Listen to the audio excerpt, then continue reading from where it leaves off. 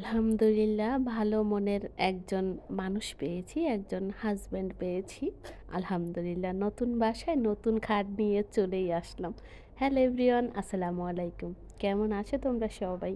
আজকের ভিডিও যে যেখান থেকেই দেখছো, আশা করছি সবাই অনেক ভালো আছো। আমরাও আলহামদুলিল্লাহ বেশ ভালো আছি। এই যে নতুন বাসায় আমাদের নতুন খাট নিয়ে চলে আসছি। আসলে জামাইকে কিছু না বললেই যদি পাওয়া যায়, আসলে সেটা কার না ভালো লাগে? আমার তো আলহামদুলিল্লাহ বেশ ভালো লাগে। আমি হইছে একদমই নিচে যেয়ে বিছানা করে ঘুমাইতে পারি না। তো বাধ্য হয়ে কয়দিন হইছে আমরা ঘুমাইছি। এই এখন আর হইতেছিল না। তো তারপরে হইছে যেমন আর কি মোটামুটি পছন্দ হইছে আমাদের। তো সেরকম দেখে একটা খাট নিয়ে চলে আসছি। যেহেতু নতুন বাসায় আসছি, হাতও কিন্তু একটু টানাটানি। তো সব কিছু মাথায় রেখে তারপর হইছে একটা খাট নিয়ে আসছি। আর আরও কেনার বাকি আছে। এখনও ডাইনিং টেবিল কিনতে হবে, ফ্যান কিনতে হবে। তো নতুন বাসায় ওটা মানেই হইছে আরও একটা মানে সংসার শুরু করার মতো হয়ে যায় এরকম আর কি। আগে তো ছোট বাসায় ছিলাম, এক রুমে আর কি একটা বড় খাট ছিল, বড় খাট ছিল না। এখন বড় রুমে আসার কারণে রুমও বাড়তি হইছে, জিনিসও হইছে, বাড়তি কিনতে হইতাছে। তারপরে এইখানে যে আমার জন্য ঝুলনি কিনে নিয়ে আসছিল কক্সবাজার থেকে। ওই ঝুলনিগুলো এখনো লাগানো হয়েছিল না, বলছিলাম যে আমরা নতুন বাসে যাইয়ে তারপর লাগাবো। তো সেগুলো হয়েছে, ওই লাগিয়ে দিল বলতে, কিন্তু ভুলে গেছি আমার আজকে 2 দিন মিলিয়ে একটা ভিডিও। যাই হোক, ওইটা ছিল কালকে রাত্রে ঝুলনি লাগানো পর্যন্ত, তারপরে আর কোনো ভিডিও নেইনি। তারপর তো হয়েছে খাওয়া দাওয়া করে ঘুমাই গেছিলাম। আজকে হয়েছে এই তো সকালবেলা আমি যে সিম তরকারি রান্না করেছিলাম, তো সেই তরকারি দিয়ে নাস্তা খেলাম, মানে পরোটা খেলাম, ডিম।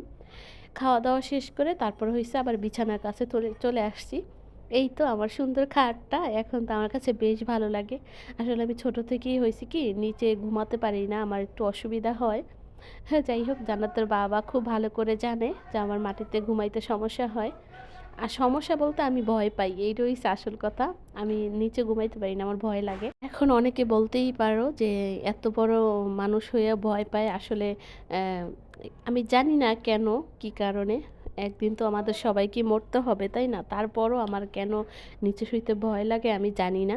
আসলে এটা রোগ নাকি আমি বলতে পারি না। যাই হোক, এই তো সুন্দর করে বিছানাটা গুছিয়ে ঘরদুয়ার সব কিছু পরিষ্কার করে ঝাড়পোছ দিয়ে ওইগুলা হইছে, আমি আর ভিডিও নেই নাই, অফ ক্যামেরায় করে নিছি। সব কিছু করে নিয়ে তারপর আবার হইছে তরকারি কাটতে বসে গেছি। কালকে হইছে সিম রান্না করেছিলাম টমেটো দিয়ে, কাঁচা টমেটো দিয়ে আমাদের জন্য। আর আজকে হইছে মায়ের জন্য সিম রান্না করব নতুন আলু দিয়ে। আর হইছে সিম, সে হইছে ভাজা খাবে, তো তার জন্য হইছে সে ভাজা রান্না করব। আর পাঙ্গাস মাছ দিয়ে বেগুন রান্না করব। তো আমি হইছে আজকে কি বেগুনের ভিডিওটা নিয়েছি, কিভাবে যেন স্কিপ হয়ে গেছে, আমি ওই ভিডিওটা খুঁজে পাইনি। যাই হোক, তারপর আমি লাস্টে একটু শেয়ার করে দিছি, মানে ছবি শেয়ার করে দিছি যে এই তরকারিটা আমি রান্না করেছি। যাই হোক, খেতে কিন্তু অসাধারণ মজা হয়েছিল দুইটা তরকারি। এই তো সব কিছু সুন্দর করে কেটে নিলাম। এই বেগুনগুলো একটু ভাজা ভাজা করে তারপরে হইছে মাখা করে রান্না করে নিয়েছি। ভুলবশত আমি শেয়ার করতে পারলাম না। যাই হোক, তারপরও বেগুনের ইলিশ মাছের অনেক রেসিপি আমার চ্যানেলে দেওয়া আছে। যাই হোক, এই পর্যন্ত এসে আমার প্রিয় আপুদের কাছে সেই প্রতিদিনের মতো একটা রিকোয়েস্ট, এই পর্যন্ত আমার সাথে আছো, ভিডিও দেখছো, এখনও একটা লাইক করোনি, প্লিজ মনে করে একটা লাইক করে দিবে, কারণ তোমাদের একটা লাইক আমার কাছে অনেক মূল্যবান। আর রান্না করতে আসছি, আমার মা আমার কাছে আসবে না সেটা তো হয়ই না। ওই হয়েছে কোলের মধ্যে উঠে গেছে, এখন যে আমি এগুলা একটু কাজ 2 হাত দিয়ে ভালো করে করব সেটা আর করতে পারি না। তো কী আর করা যাবে, ওরও তো হয়েছে ভালো লাগে না, কি করবে সে শুধু তার বাবাকে মিস করে। ঘুরবে, জানালা দিয়ে তাকাবে, বারান্দা দিয়ে তাকাবে আর বলবে আমার বাবা কোথায়, এখনও কেন আসে না। এইভাবে খালি বলতে থাকবে। আর এর একটু এসে আমার কোলে উঠে আবার একটু আমার সাথে কথা বলে, আমাকে বলবে আচ্ছা আম্মু তোমার কাজ করে দিব।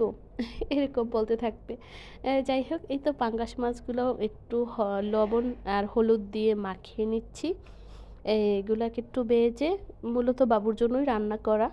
তারপর ওই যদি না খায় তখন তো আমি আছি। জান্নাতের বাবাও হইছে পাঙ্গাস মাছ পছন্দ করে না, আর আমার শাশুড়ি মাও হইছে সেও খায় না। মূলত বাবুর জন্যই রান্না করা, অল্প আর কি ঝাল দিয়ে রান্না করব।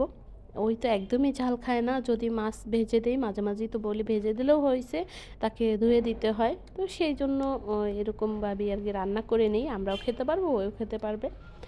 এই তো সবকিছু কেটে ধুয়ে সুন্দর করে পরিষ্কার করে এখন হইছে এক, এক করে রান্না করে নেব। এখানে ছোট চিংড়ি মাছ নিয়েছিলাম।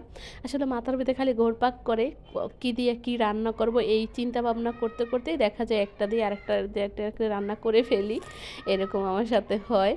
যাই হোক আজকে বাইরে এতটা আরকি সাউন্ড ছিল আমাদের এখানে উপরে উঠছি মনে করছি সাউন্ড হবে না। এখন ভিডিওতে ভয়েস দিতে আমার সুবিধা হবে। কে বলে আসলে এটা ভুল। অ্যা পাশেই আবারও হইছে কারখানা উঠতেছে। এই কারণে অনেক সাউন্ড। সেইজন্য ভয়েস দিতে তো অনেকটা লেট হয়ে যাইতেছিল আমার।